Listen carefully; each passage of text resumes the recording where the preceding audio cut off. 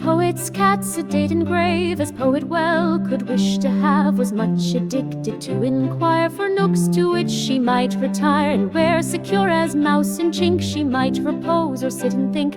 I know not where she caught the trick. Nature perhaps herself had cast her in such a mould, philisophique, or else she learned it of her master. Sometimes ascending debonair, an apple tree or lofty pear, lodged with convenience in the fork, she watched the gard'ner at his work. Sometimes her ease and solace sought in an old empty wat'ring-pot, there wanting nothing save a fan to seem some nymph in her sedan, apparell'd in exactest sort, and ready to be borne to court. But love of change, it seems, has place not only in our wiser race. Cats also feel as well as we that passion's force, and so did she. Her climbing she began to find exposed her too much to the wind, and the old utensil of tin was cold and comfortless within. She therefore wished, instead of those, some place of more serene repose, where neither cold might come nor air too rudely wanton with her hair, and sought it in the likeliest mode within her master's snug abode, a drawer at chanksted bottom lined with linen of the softest kind, with such as merchants introduced from India for the ladies' use, a drawer impending o'er the rest, half open in the topmost chest, of depth enough and none to spare, invited her to slumber there.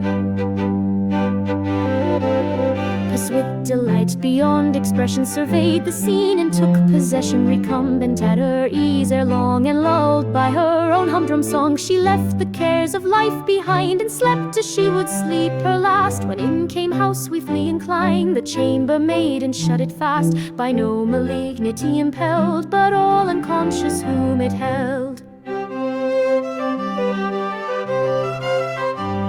Awakened by the shock, cried puss, was ever cat attended thus? The open drawer was left, I see, merely to prove a nest for me. For soon as I was well composed, then came the maid, and it was closed. How smooth these kerchiefs, and how sweet! Oh, what a delicate retreat! I will resign myself to rest, till soul declining in the west shall call to supper, when no doubt Susan will come and let me out. The evening came, the sun descended, and puss remained still unattended. The night rolled tardily away, with her indeed 'twas never day. The sprightly morn her course renewed, the evening grey again ensued, and puss came into mind no more than if entombed the day before. With hunger pinched and pinched for room, she now presaged approaching doom, nor slept a single wink or purred, conscious of jeopardy incurred.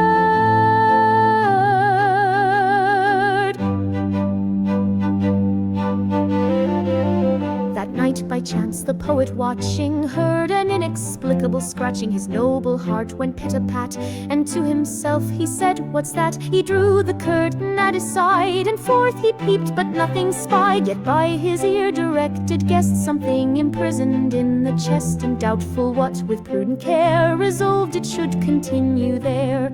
At length a voice which well he knew, a long and melancholy mew, saluting his poetic ears, consoled him and dispelled his fears. He left his bed, he trod the floor, he 'gan in haste the drawers explore, the lowest first, and without stop the rest, in order to the top. For 'tis a truth well known to most, that whatsoever thing is lost, we seek it ere it come to light, in every cranny but the right. For skipped the cat, not now replete as erst with airy self-conceit, nor in her own fond apprehension a theme for all the world's attention, but modest, sober, curd of all her notions, hyperbolical, and wishing for a place of rest, anything rather than a chest. Then stepped the poet into bed, with this reflection in his head: Moral: Beware of too sublime a sense of your own worth and consequence. The man who dreams himself so great and his importance of such weight that all around in all that's done must move and act for him alone, will learn in school of tribulation the folly of his expectation.